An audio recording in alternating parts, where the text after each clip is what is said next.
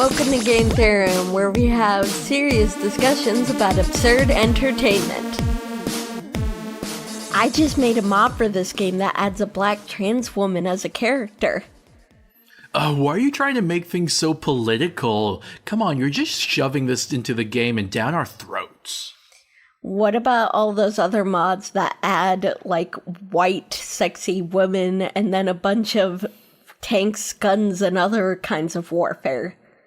Well, that stuff wasn't political. Are you saying warfare isn't political? I'm Kyle. I'm Kira.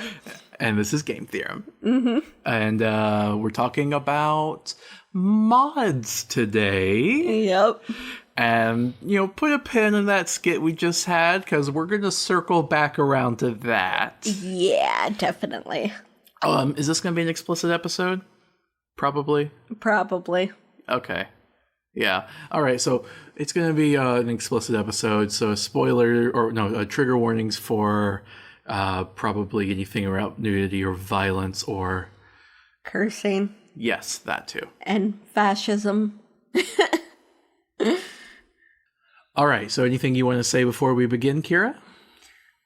We have a lot of personal experience in the modding community.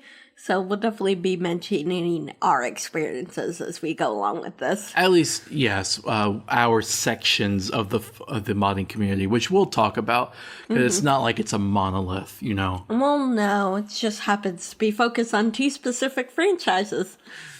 Large part, yes, but not entirely. Mm-hmm. Anyway, so modding. What are mods? Mods are basically just modifications to existing games, whether it's to change how much damage weapons do, add characters, change the look of things. There's a million things you can do with mods. Yeah, I think really when you boil it down, mods are just fan-made modifications of existing video games. Mm-hmm. I would argue even that by definition, a corporation cannot make a mod for their own game. Mm-hmm. At that point, it's just a patch or a DLC or bonus content. Yeah. So that's what mods are, right? Yeah. And this can happen for any potential game. So yeah, any games can have mods. Just some modding communities are bigger than others because they have more people modding in them. Right. Now, the question is, who are the modders and who are the people that will download and play these mods? Because, people who make these mods, they don't just hoard them for themselves if they can. They'll release them, distribute them so that other people can play those mods.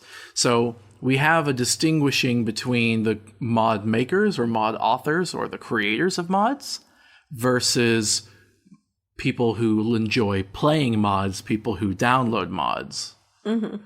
For the games they love. Mm-hmm.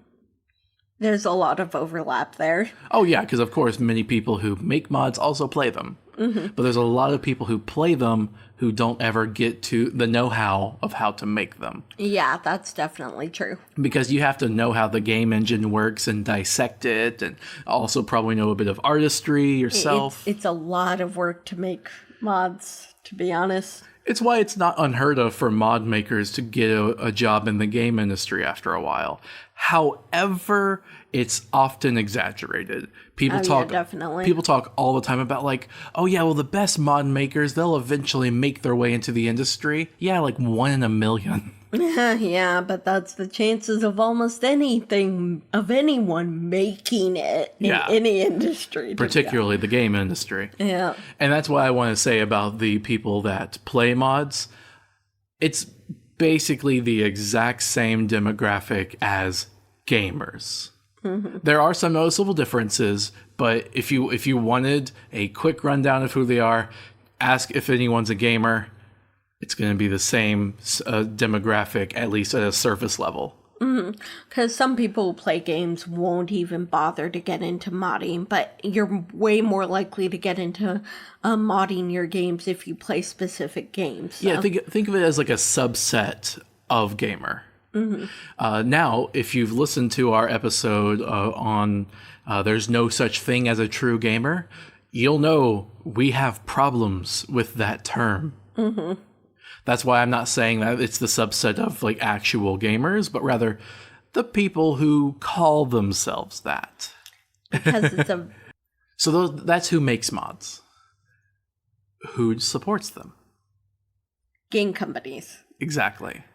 So modding games is very different to other types of hobbies and crafts, you know? If you're part of some painting club and you're painting, there's no corporation you're beholden to. That's not true with games. Because if you're modding a game, then the company who makes it you're reliant on them to be able to even make mods. Exactly. And that's why there's a huge difference between the sizes of modding communities based on each game, depending on how supportive the company is that allows modding. Yeah, yeah. It's why Nintendo has an extremely small modding community in comparison to many of the other game companies, because Nintendo actively discourages it and penalizes their fans for modding anything that they deem was their vision. Which is ridiculous, as we know and we have discussed before. Nintendo doesn't believe that games are even art. As far as they're concerned, you're tampering with their copyright with their product. Which is ridiculous and brings us into the next section, copyright. Who owns the mods, right? Yeah, well, technically in the terms of service, most companies will say that they own them. Right. So, like, we talked about Nintendo, but let's talk about one of the most friendly ones, Bethesda. Bethesda is probably the most mod-friendly company out of the giant corporations, although there are certainly indie titles that are more friendly than them. Like Klein with Don't Starve comes to mind. Clay, sorry, I added an E in for some reason. Clay. They're pretty friendly with mods. But they also have some stipulations, like you have to do it through Steam Workshop. And that... Well, they do have some on their forums, I guess. I don't know how those work, though. The thing is, it automatically updates. So Yeah, modding Don't Starve is actually really fun. Like, Don't Starve together when you're playing with friends. But because it has to be online and you have to update it to play it online, it's always a temporary thing. You're never going to get, like, a perfectly modded loadout of Don't Starve together, because if you don't play it for a few months, when you come back, you're going to have to reconfigure things because it won't be the same game anymore. Yeah, they always do updates, and some of those updates can break mods, so yeah. Yes, and that's I think is the most unfortunate thing. I think you should have a right to not install updates, and you know what, maybe if you could figure out how to do that, but I don't know how you're supposed to do that. I don't think it's possible with Don't Starve Together unless they have their game on like GOG or something that lets you choose which version of the game that you download. So, yeah. Okay.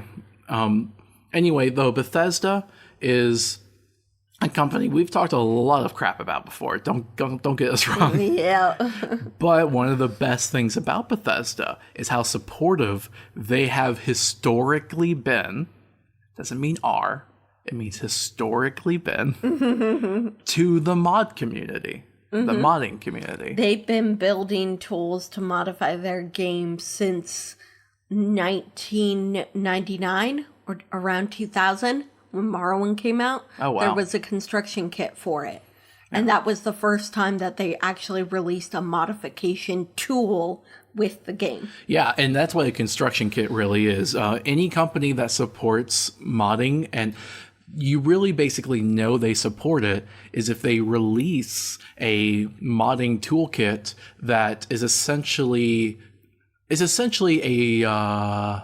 dumbed down version of the tool they use to make the game, and they're letting the community have it because they have no use for it anymore, and the community probably would really want it, and it would make their lives so much easier to make mods with. And yeah, in these giant games, they literally use these tools to build the game, and then they let people use it for mods. Because these games are so gigantic and open world, they need to create a tool for everyone to be able to add stuff to it and work with it. Well, you're thinking of Bethesda, but this can go for an in-game company. Yeah, that's true. I remember even Call of Duty back in the day had modding toolkits they would release. Oh, I see. For World at War, the 5th Call of Duty game, they specifically did this, and people loved it. That's why, like, you know, I used to play Nazi Zombies a lot when I was a kid. They would have so many modded levels that people had made because they gave out that toolkit. Mm-hmm. And while later games would have a few modded levels, it was never as easy because basically Activision cut that crap out. Mm-hmm. They stopped caring about the modding community because they didn't want people to make their own levels. Mm-hmm. This is a recurring problem that we're going to see. Yes, and they wanted to make their own levels because they wanted to sell them. At least that's what I think that's why they did that. I mean, we can talk more about that later, but I think there is definitely a tension with the modding community and the corporations that allow them to exist. Specifically, like, okay, let's start with copyright, right? As you were saying, Kira, the corporation owns all of the content in that game. Mm-hmm. So if I make a mod that changes the way like the stats are calculated to make the game easier, they own my mod legally. Mm-hmm. Because I was only modifying their existing product. If I make a mod, though, that adds in a new type of armor into Call of Duty, so you can be like a knight in Call of Duty, mm-hmm. they own my mod, but not the art assets I made for it. If I made those custom myself. I see. That I own the copyright to that art, but the Call of Duty Activision would own the mod itself. Mm-hmm. So there's a bit of a gray area, you see? Like, because they would never be able to do anything with that mod because they'd have to remove the art assets I made. Yeah. And I'm not allowed to do anything with, like, making money off of that mod because they own the copyright. Yep. It's modding, I think, in many ways, I mean, to use a bit of a dated term, is kind of a gentleman's agreement or a gentle person's agreement. Yeah, kind of, because it's like the company saying, we allow you to modify our game, but we own all the mods you make for it. However, if you make custom assets, we can't take ownership of those. Well, okay, I mean, because now you're kind of getting into legalese terms of service. I'm just going based off of strict copyright law. Mm-hmm. There's a lot of times when you're working with corporations where they will make you sign a terms of service that will make you hand over more rights than you are legally obligated to do. Oh, yeah, that's definitely true. Like, I've worked at jobs before in my daily life where they were like, any art I make on or off the clock ever is now owned by the company. And I was like, hold on just a second here. This is not okay. Yeah. I actually gave up a job once because of that. Yeah. Because I wasn't just going to hand over all of my other projects I worked on in my free time. Yep. So yeah, but the thing is with terms of service, we really should have a whole episode dedicated to terms of service. We'd have to do a lot of research on the legalese behind that, but yeah. Yeah. The short version is no terms of service has ever been challenged in court. So whether they're actually legally binding is anyone's guess. Yep. Which means they're a farce. Yeah. Yep. So, yeah. Anyway, copyright, right? Let's look at Bethesda, right? Mm-hmm. Bethesda, they own the copyright. You can make mods on it. But when people make these mods, like, for example, like the Call of Duty mods, people would often rip content from other games and put them in those mods. Oh, yeah. Yeah. And it seems Activision didn't like this, which is one of the reasons they shut it down. Because mods have such a legal gray area and are sometimes supported, sometimes not supported, they don't, you know, DRM is big with games. They don't like people ripping content from games unless they specifically give this the okay. Mm-hmm. So there has been some organization around this. You may have heard of the Nexus website. Yep. The Nexus is basically the biggest mod hosting website in the world, at least in the English-speaking world. Mm-hmm. There's probably other ones. I don't know. Yeah. And there are other mod hosting sites, but Nexus being the big one it's largely the biggest one because it has the support of most of the major mod-friendly game corporations. Yeah. And the reason it has their support is because of their strict adherence to copyright. Yeah. For example, one thing that you'll know, they explicitly do not allow the porting of content from one game to another. Mm-hmm. Because in our previous example, what if I make a mod where you get knight armor? What if I stole that knight armor from something like Elder Scrolls? Mm-hmm. Then who owns it? Mm-hmm. And if anyone downloads that mod, many would argue that it's a type of mod, or it's a type of game piracy, because now someone got Elder Scrolls content even without buying the game.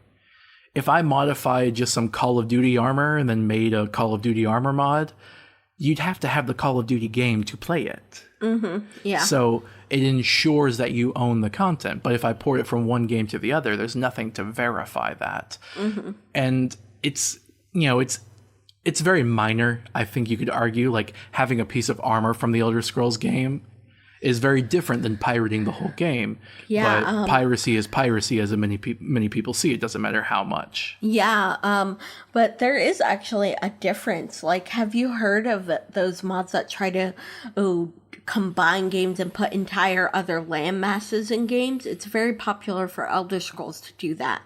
And there's one for Fallout too. Yeah.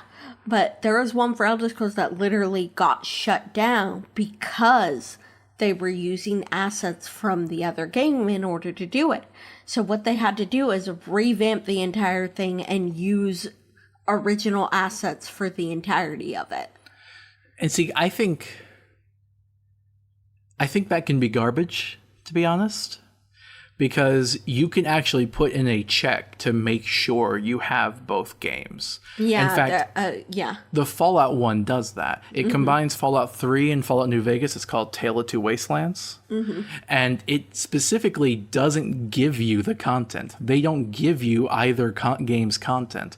What they give you is a mod that makes the two work together, and then an EXE program that goes and snags all the assets from your computer and rearranges them. Mm-hmm. Therefore, they aren't giving you one game's content or the other, and you must have both of them already for it to even work. Mm-hmm. Now, I don't know how the one you had worked, but I wouldn't be surprised even if they did do something like that. It did do something like that. And the company had Morrowind and Oblivion. And the company still went after them anyway, showing you that sometimes even when you follow the rules, it doesn't matter. It's at the corporation's discretion. Yeah. And that to me is the most annoying thing, because that's how copyright works in our day and age. Mm-hmm. Copyright is literally bow to the corporation. That's all it is. If they let you, it's a gift. And I would argue that's not okay. Yeah. I think, it's like if I buy a car, I should have the right to modify that car. If I buy a game, I should have the right to modify that game. Mm-hmm. We can maybe talk about commercialism a bit, but if I'm doing everything up and free, who are you to stop me? Mm-hmm. Exactly. And I mean, especially if we're following all the rules of asset sharing. Because, sometimes I even think that is a bit too much, but you know what? Fine, benefit of the doubt, following all the rules, and still you're going to take my mod down? That's not okay. Yeah. So I don't know whatever Elder Scrolls thing you were talking about, but they shouldn't have had that happen to them. Yeah. I'm pretty sure it was Morrowind and Oblivion. I can't remember. I know there was also an issue in someone was trying to make a mod combining Fallout 3 and Fallout 4, which is never going to happen. Mm-hmm. But that was shut down before it could even take off because they were porting the audio assets from Fallout 3. And, voice actor unions are really strong. Unions. Anyway, wistful nostalgia. And so that was just basically a no-go. Of course, though, they could have done the other solution we talked about and just managed to verify you own the assets already. Yet, still. Yep. Taken down anyway. So the Nexus site is one specifically of a lot of frustration, and that they enforce these copyright rules, but the enforcements are very rarely consistently applied. Yeah, that's definitely how it is. And we can tell you because we've made mods, right? Yeah, we have. Yeah, you do a lot of the programming, and I do the more art stuff. Sometimes I'll do the writing. I know how to do scripting and make quests and stuff in the GEC, as well as some of the Elder Scrolls construction kits, or whatever you want to call them. So we know what it's like to try to work around copyright, and basically the answer is just walk. If you trip, you'll get back up again. Or you won't. Yeah. Because there's so many cases where like, oh, well, if you make the mod dependent on another mod, that'll be fine, right? And the answer is, usually. Yeah. But, like, the required permissions from other mod authors, because technically they made the assets of whatever mod it is, can get ridiculous because a lot of mod authors just completely abandon modding entirely, and then there's absolutely zero way to get their permission unless they've already stated that it's open permission for their assets. Look, we could talk about the solution to this, but I'll say this. If I leave an eyelash at my workplace, that's considered abandoned property, and a corporation could pick up that eyelash and sequence my DNA, make a discovery off of a gene I have, and then profit off of it. But if someone leaves content posted online for distribution and then doesn't do any type of mod activity and is just gone from the face of the earth for years, their work is still protected by copyright. Yeah. Call me a radical, but I think abandonment should be taken into consideration for copyright laws. Like, and you might be able to think that could be abuse. Let's say you're a corporation that made some successful game and it's going to take you a decade to make a new game. And if you were considered to abandon it if you didn't do anything with the IP for 5 years, I mean, think of Sony, where they have to make a new Fantastic Four Spider-Man movie every so many years, where they lose their IP because of a special concession they made with Marvel. Yeah. If that was just the standard, then that game company might be like, well, that's not fair. We need 10 years. We're trying. It's going to take a while. I would argue, like, okay, then just file for a renewal or something. Or just release a little drop of something with that IP. It's not to punish the people that do legitimately want to come back to it. It's to free up all the content that gets lost because the owners have died, or the owners are just disappeared or have moved on, and the art, the content, the mods, but this certainly applies to more than just mods, is just left to rot. And it's very disappointing when that happens, because so much could have been done with it, but no, it's technically owned by someone else who isn't doing anything with it, so it just gets to sit there in perpetuity. And a lot of companies just sit on IP like that, because the law lets them just sit on it and not do anything with it. Yeah, this abandonment idea, I think, could help get rid of a lot of patent and copyright trolls. Because if you filed a patent with no intention to use it just so you could copyright claim someone else based on your patent, you couldn't do that. You would have to do something with it. I think the law should be, if you file for a patent specifically, that you need to have a plan or have something to indicate that you intend to use that patent within a reasonable time frame, or you shouldn't be able to file that patent. And you know what? You could be like, well, what if they're lying? What if they say they're going to, but they don't intend to? I would still argue it's better than what we're doing now, where we don't even try to make them say that they intend to do something. And, that could be something for courts to decide. Like, you could go to court saying, hey, you said you were going to do something with this, and you never have. It's been 30 years. I'm taking you to court to prove you have no intention of doing anything with this IP. I am going to free this IP for the public. And then maybe some things would actually enter the public domain for once. Oh, yeah. Like, it was earlier this year in 2019, in fact, where like we celebrated because something had entered the public domain for the first time in 20 years. Yeah, what was it? Do you remember? It was a whole batch of things. Okay. That happened on the same day. But 20 years. Yeah. That's, wow. Yeah. That's what Copyright is does. ridiculous. And, we've talked about it many times before, and we're going to talk about it many times again, but modding has so much to do with it. It's why like modding Nintendo games is so hard, because Nintendo overtly doesn't want you to do it. So you're just kind of doing it anyway. And it's hard to find places to, like, the Nexus is never going to support it. So So you basically have to look at places where Nintendo hasn't yet turned its ire. ROM hacks for Nintendo are specifically where people have made their own games. Like, there are so many ROM hacked Pokemon games where they make their own versions, and a lot of them are really cool. But they're not legally endorsed by Nintendo. And if Nintendo doesn't say it's okay, that's the end of the ball game right there. They own the copyright. Nothing you do matters. Even if you make your own art assets, they can still DMCA you. They won't sell your art assets or anything, or not, at least not legally. They tried to do that. Oh, wow, really? It's not exactly art, but with programming code specifically. I remember on the, it was either the Wii or the Wii U, one of the Nintendo home systems, you could buy a virtual console version of one of the original Super Mario Bros. Games. Someone found in the code that was actually stolen from a ROM hack someone had made.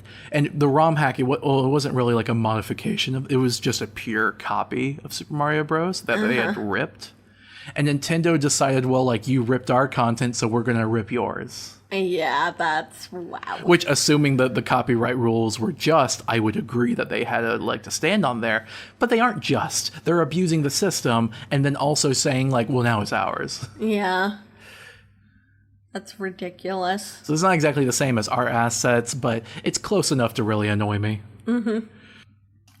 I've hacked my Wii, by the way. I know. We have like over 100 levels on Mario Kart. Yeah. It is awesome. We gotta talk about, you know what?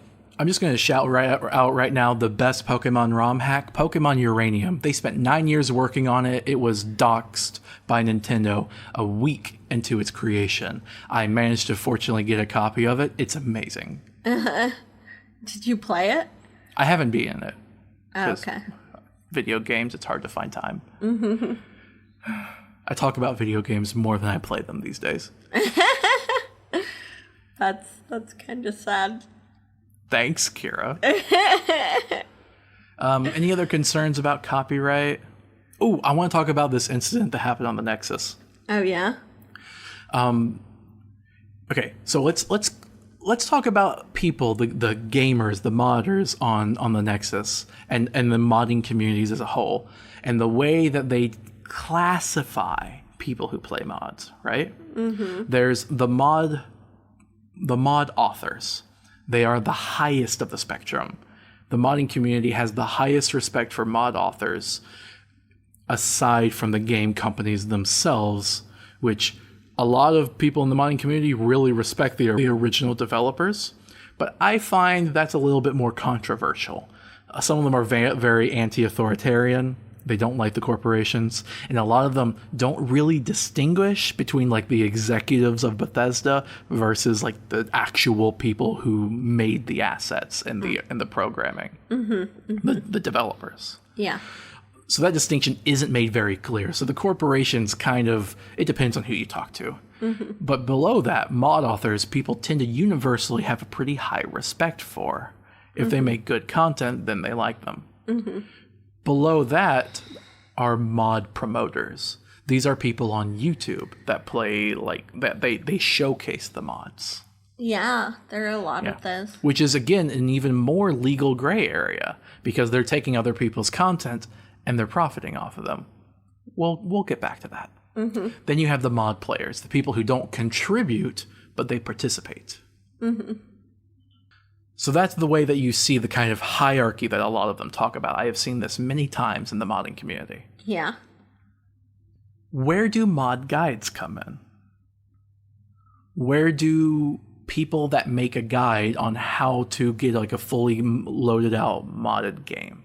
Think of like Fallout or Elder Scrolls, right? You can download hundreds of mods at one time, and getting them to play nice to each other can be a real challenge. So that's definitely true. People might make guides on how to do it and how to get everything out of your game, blow your game out of the water, combine hundreds of people's works into a single thing. I think that's a noble goal. We are attempting to do that ourselves. So where does that fit in the hierarchy? The answer is it's not in the hierarchy. Because it's not really one from a position of power. Someone who makes a modding guide is simply a repackager. They take hundreds of people's work, they repackage it, and distribute to hundreds more without any type of profit. And they're not even really distributing it. That word's not really correct. They're just telling you how you can do it. Yeah, exactly. So it's just giving information. So it follows all the rules.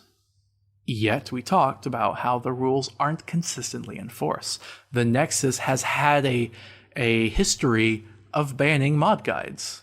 If they find anything out of line, like for example, there was this mod guide for Fallout New Vegas, where everything in the guide was fine, but there was a huge controversy because a lot of the mod authors whose mods were in that guide said, my mod does not work with that guide. My mod is not compatible with that other mod on the guide. I demand you to remove my mod. It's my work. I own the copyright. So you have to remove it. Which is ridiculous. To which the says, yes, you own the copyright, but I have freedom of speech. I'm not distributing your work. I'm simply telling people how they can make your work compatible with other stuff. You may claim they're not. I disagree. So guess where the Nexus comes down on free speech versus copyright? Copyright. Of course. Now, again, free speech arguments are often abused when people aren't actually talking about free speech. But what else is giving a link to a thing, especially when that thing is the original source material? Yeah, exactly. It's not like you're linking to a mod piracy website. You're linking to the Nexus. Exactly. But there was a bit of a complication with this particular story because a lot of mod guides, they stay up if they keep everything squeaky clean, right? Yeah. This one, the guy went to a different website, one that doesn't have strict copyright rules, and used a mod that added a sword ported from another game. Not a sword, a crossbow ported from another game. And in one of the images that was showing off the mod guide, images of like, here's what the game will look like when you're done. One of the images had the crossbow in it, even though the crossbow wasn't actually mentioned in the guide at all. Therefore, the Nexus jumped at the opportunity to remove it and purge it from their site because they claimed it violated copyright. Yeah, that's ridiculous. This is completely ridiculous because they didn't actually violate a rule with their guide. You want to remove the image, I'd be like, okay, fine, I see that. Like, just ask them to remove the image. Right. But the thing is, it was just an excuse. They removed it because of the controversy. They removed it because of those dubious copyright claims. Because of people complaining that their mob was on the list. Right. But legally, maybe I can't say legally because there's no courts involved here. But technically, the guy was within the set of rules and had not violated copyright. And so their argument of free speech actually did trump copyright. But they made that one mistake in the image. And that was enough to take them down and to side with copyright instead. Yep. I think that's bogus. I don't think things have to be a binary distinction like that. Yeah. Again, they could have just removed the image, but that wasn't what they wanted to do. That wasn't the point. They were justifying the removal of the whole thing in particular. It's called the Fallout New Vegas Ultimate Modding Guide, for what it's worth. So whenever we get around to releasing our guide, we're going to have to try to make sure to stay squeaky clean too. Yeah. Also, I should mention this. The Nexus also, they don't just forbid linking to other websites. If you link to another website, if they also have copyright rules, they're good with it. If you link to like ModDB, they're fine. But if you link to other websites that specifically don't do that don't have copyright concerns, like the one where that crossbow was from, they will remove that. They don't consider that free speech. They consider that as promoting mod piracy. And given the rules, I can kind of see that. I'm not going to claim that that's ridiculous. I'm not going to say it's right. But I get it. You know what I mean? That argument, however, falls apart because there's this one other website. Should we name it? I mean, it's fine. As long as we warn that there's inappropriate stuff on there. All right. There's this other website called Lovers Lab, which is a full-on pornographic website. It has pornographic mods. The funny thing is, some of their mods aren't. They actually have some good non-pornographic content on there. Yeah, they do. But it's mainly geared towards pornography. And Nexus won't let you link it. They forbid it. Even though the website actually does take copyright somewhat seriously. Not as seriously as Nexus. No one does. But they're not banning it because of the copyright concerns. They're banning it because of the pornographic ones. And that's so hypocritical because there's a lot of pornographic content on the Nexus as well. But their excuse is that you can filter it out, so, which is ridiculous because it's like, yeah, you can, but that doesn't mean you should ban linking to all other adult content. I mean, the only thing I can think of is like some of the pornographic content on the other website is literally like illegal if you were to do it in real life, right? I don't know. But as pornography, I think most people would say, okay, it's fine. It's in the realm of fantasy. We could still talk about like whether it's damaging and does like harmful stereotypes and whatnot. But don't act like the Nexus is immune from that either. There's a lot of problematic mods. Oh, yes. There's a ton of mods for Skyrim specifically that are literally just, let me give you this big, huge, beautiful, busty woman and have her be your companion that doesn't say anything or do anything. She's just there to fight and for you to give her stuff. For you to look at, really. Yeah. So I think we should talk about probably one of the biggest controversies in the modding community. We've talked a lot about copyright. That I think leads us to our next discussion about paid mods. What do you think about that? Well, there was this whole debacle where Bethesda, as the owners of Skyrim, tried to make a mod marketplace on Steam where you could sell mods. Well, Steam also tried to do their own thing at one point. Oh, yes. I guess it's still around Steam Workshop, but it's only a shadow of what it was originally intended to be. But it was a huge debacle because it was so awful. It was horribly curated. People were taking advantage of it. People were being ridiculous about it. And because they did such a crappy job at that, like, the idea of mod authors getting paid for their work was, like, completely scrapped. And it's ridiculous because mod authors do a lot of work that, you know what? Yeah, they deserve to get paid for, or sometimes, But if you're just not going to curate it or take care of your system, then of course it's going to fall apart. Yeah, and there were many people that still to this day complained about paid mods being unethical. Like there's this like forever free slogan they use a lot. And they had many complaints, and the thing is, some of them were legitimate.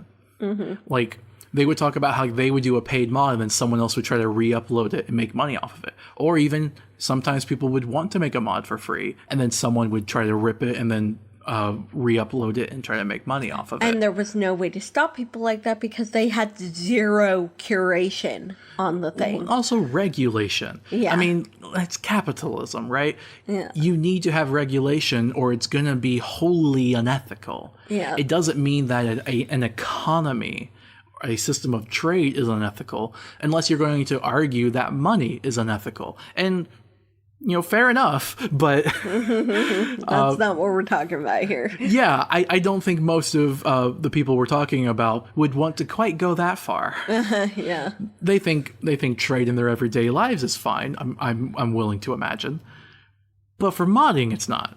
Why? Why is that not okay? Why is it that you think that modders a lot of the people I think who do the forever free stuff are mod players. Some of them are mod authors, don't get me wrong. But even if you're talking about yourself, why do you think mod authors should work for free? You say oh, well, they do it for the love of the game, it's honorable and whatnot. I say, yeah, okay, honor, whatever, but maybe people should get paid for their work? And yes, it stinks that other people then will try to rip that and re-upload it like they did. But worst case scenario, you're still having the same problem where you're not getting paid for your work. If there's at least a market for it, and if there were repercussions to unethical behavior, if you could go up to someone and say, hey, they stole my money, give it back, you're making money. To me, the whole thing seemed to be the lesson everyone took from it was that paid mods are dumb, they're gone. And in large part, that is over. But that's not the lesson anyone should have taken from it. The lesson was that paid mods can work, but you have to actually try. And the corporations didn't try because it was more about letting their fans make money as opposed to themselves. Exactly. Because I don't want to hear any crap about the corporation, they take a quarter or 3/4 of the money that you make from the mod. Look, we can talk about an appropriate share, but any share still leaves you with some money. It's better than nothing. I was going to say, and then they took that idea and decided, oh, we'll make our own paid mods and came up with the Creation Club crap.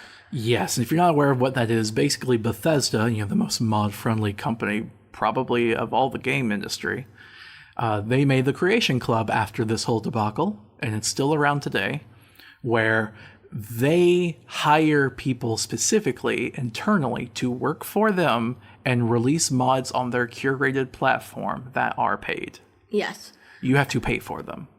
And sometimes they'll hire popular mod authors. I know for Skyrim, they hired Eleonora a couple of times Her for work is different amazing. mods. Yeah. They hired her a couple times for different mods, and they have hired other mods. She was also on Fallout 4. Oh, yeah? Yeah. Okay. Does Fallout 76 have a Creation Club? No. They have their Atom shop, but none of that's it's created. Completely in-house in Bethesda. They have... That's dumb. Yeah. None of that content is created by modders. And, I mean, I admonish the Creation Club for... the company curating it and taking all the money from it. Well, but I do kind of hope that those mod authors that get to work on that and then the Bethesda sells it, I hope that they get paid their fair share for it. Well, see, here's the thing. Not just paid for the initial work, but I hope they get royalties from every time it sells. I think basically the problems the Creation Club has are the same problems that exist with microtransactions. Yeah, definitely. But I don't think the fact that it's modded has anything to do with it. In fact, I think that's probably the best part about it. Yes, because most of the stuff in Fallout 4 was made in-house, correct? But a lot of the stuff in Skyrim was made by hiring modders to make it. And there's more quests and more interesting stuff in the Skyrim Creation Club because they actually got modders to help them out. I think the biggest problem is they completely flipped on the way they want to go about it. People didn't want Bethesda to control the market. They just wanted a law-abiding authority to make sure it was fair. Exactly. Because what they have now is basically a walled garden that's indistinguishable from microtransactions and falls into the same problems. They get to control the content, and therefore the content's often meager, pay to win, or just cosmetic. And they use a alternative currency to try to manipulate you into paying more than you think you're paying. And all of that stuff are real problems and stuff that we should definitely cover in a microtransaction episode, which is in itself just a symptom of capitalism in the game industry, which a lot of people don't acknowledge. But the fact that it has modding is actually probably the best part about it. Like I said earlier, people should get paid to make their mods, and I'm glad they made their mods. I wish they could have had more control in the manner. I wish the debacle hadn't gone down the way it did. Yeah, I agree with that. All right, we should probably move on to our final topic of conversation, toxicity. The community is toxic. I mean, we've kind of already implied that with the way they reacted to the whole paid mod situation, but that is only one aspect of the toxicity that pervades the modding community. And the reason it pervades the modding community is that the gamer community in general, whatever you want to call it, is kind of toxic because it was first based on entitled white men who wanted their games. Yeah, and you've mentioned before, not on the podcast, but that the modding community shares a lot of similarities with the event of Gamergate. If any of you listening don't know what Gamergate was, it was a thing about 10 years ago that was essentially just a complete backlash to progressivism and feminism in context of video games. And anti-feminists and bigoted people were very upset about that. Maybe some innocent people got roped into it and were misinformed about what it was actually about. Yeah. But it was spearheaded by prejudicial people. Oh, yeah. A lot of it targeting famous feminist Anita Sarkeesian. Yes, and it was big, and like a lot of people got involved and were awful. Yes. So it kind of revealed the community. It revealed how white cishet the community and male the community was. Yeah, yeah. Like, let's be honest here. If you did statistics, that it'd come out like that. Oh, and a lot of them probably wouldn't even argue it. I think about half of these people that call themselves gamers, I think about half of them would say, like, well, that's not true. It's more than just us that play games. But then they would also, you would hear disingenuous arguments of, like, Black Panther is too popular. It's games for diverse reasons are bad. Or, oh, but this, like, my sister plays games, but she plays mobile games, which aren't real games. And also Or you hear the argument, sorry, but one more. You hear the argument about how, like, well, yeah, we're the demographic, therefore more games should have naked women to be made for us. Yeah, I was about to say, yeah, that you hear a lot of arguments saying that games should cater to them whenever they don't, whenever they have, like, female protagonists or feminists leanings or anything like that. They complain and say, oh, well, we're the main demographic, so they should cater towards us because we're the ones that buy games. Yeah, if you make a game that your younger sister enjoys, suddenly that's not a real game anymore. Yeah.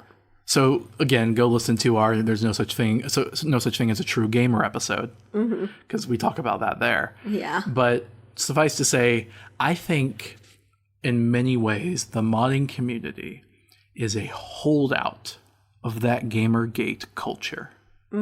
I think it's one of the more respectable places that these ideologies survive and thrive, as opposed to, like the dark web or whatnot. Yeah. And that's bad. Yeah. That's problematic. Yeah. There's a reason why, like, okay, I mod Fallout New Vegas. I love Fallout New Vegas more than any other game. We've modded it. Right, but you also do a lot of Elder Scrolls. I don't have anything to do with that. Yeah, I've done Elder Scrolls. With New Vegas, I can tell you that more than 9 out of 10 companion mods that adds a NPC that can be your friend or more are just white women. Either cis or bi. Same thing for Skyrim, except even more. It's just like, no, they're not even a real companion. They're literally just like, you recruit them, you can dismiss them, they can carry your stuff, and they can fight, and that's it. Right, and that's a more egregious example, but even New Vegas, which is a really well-written game, and a lot of people that make mods for it want to make stuff at least up to that caliber. So you'll get, a lot of white cis women that are well-written. Yeah, like Lunette or Willow. Or Yes. But it doesn't change the fact that, wait a minute, I got all these white women following me. Yeah, exactly. To the point where I specifically have to seek out alternatives, like DeAndre, the only black man companion in the entirety of the Nexus. Yeah. Well, maybe not the entirety. How about in the entirety of the subset of well-written companion characters? There. Cover my bases. Yeah. But still, there's very few. Mm-hmm. And we can tell you straight up that we've experienced the toxicity in modding communities whenever we release a mod. I should also mention, by the way, I can tell you right now what the top mod is for every video game out there. It's a naked woman. Seriously, every single mod, the top most downloaded mod's naked woman. I think that should tell you everything you need to know. And we're not saying that naked woman mod shouldn't exist. I mean, usually it's just a texture replacer, so it's not overly offensive. Mm-hmm. But, why that one? Why not other ones? Yeah, body mods are, usually at the top of the list. Especially female ones. Well, female ones, because there's always a lot less options for male ones, too. Yeah, you have to kind of dig a bit deeper for those. Mm-hmm. Which is weird, because it's like, come on, we want to improve all the graphics, not just female bodies. So why isn't there a thing for improving the graphics on male bodies? And then there's, like Fallout 4, their mods, for example, they have about 300 different female body mods, like one for men. Mm-hmm. Anyway, what are we going to talk about next? We experienced toxicity. Oh, yes. Yeah, because we've made many mods for New Vegas specifically, where we wanted to try to make what we thought was already an amazing game an even better game. Mm-hmm. Like Outer Worlds recently released, right? Obsidian made their next game, and it looks amazing. I can't wait. I want to play it. Maybe it's just going to be hard to find the time to play it. Yeah. There's also we have to decide whether we're going to get on the Epic Games Store, and that's a decision we're not used to making. Mm-hmm. We're gonna have to think about it. Yep. But that game is not probably going to have nearly as much modding capability. Mm-hmm, so because Obsidian is small enough that they wouldn't be Bethesda's so gigantic they literally make a tool and then release a tool because that's how they make their gigantic games. But Obsidian is more indie. Yeah, it's a smaller company, so they don't have the manpower to make gigantic tools. Right. So we'll see if that changes. I would love if people would figure out how to mod the game anyway. But because that happens sometimes. Sometimes the community itself will just figure it out. Yeah. Yeah. But I think New Vegas will always still have a special place because of its modding support. Mm-hmm, definitely. But when we try to improve New Vegas in many of these ways, because there are some ways in which it's dated, some ways in which the bigotries of its creators were realized, even though I don't think they were trying to be. Mm-hmm. Like just with how many white people there are, for example. Yep. So, we try to address this. And the amount of backlash we got, it's not really that surprising when you think about it. Mm-hmm. But you think it'd be surprising? You know what? You know what I actually was surprised about, though? What? This weird trend of, there are obvious bad guys and obvious things the story tells you, like that in Fallout 4 that censor human, censor people. Oh, I know what you're referring to. You're talking about how in 2015 when Fallout 4 was released, the Brotherhood was overtly fascist, and people recognized it as such. And they wanted to kill all synths, which Right. the game obviously told you through characters were people and were sentient and mattered. Right. But nowadays, in 2019, calling the Brotherhood fascist is somehow a controversial statement. And suddenly synths are just machines. Dehumanized. Yeah. And when a science fiction story makes an alternate race of people using science fiction means, whether they be robots or aliens or whatever, and it's literally an allegory for racial tension, and your answer is we should genocide them, you can't say like, oh, well, they're robots, they're not humans. Because that's just the text. You're missing the subtext. Yeah. Like, it's literally made to be an allegory for racism. That means you may not be a genocidal racist maniac, but you're an allegory for one. And the fact that you don't recognize that scares me about who you would kill in real life. Yeah, and I was so surprised at the support for the Brotherhood of Steel and the people literally saying that synths aren't sentient and just don't count as people, when the game literally throws you characters to prove to you, no, these are people. Now, so this is going to be different depending on which game you're modding, which section of the modding community you're in. But I would say for the Fallout series, the modding community breaks down in this order. The majority of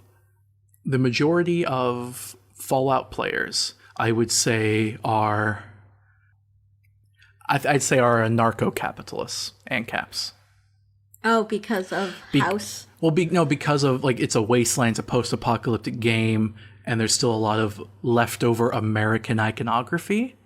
So it appeals to their idea of a world that has no authority yet, but also one where they get to benefit from it.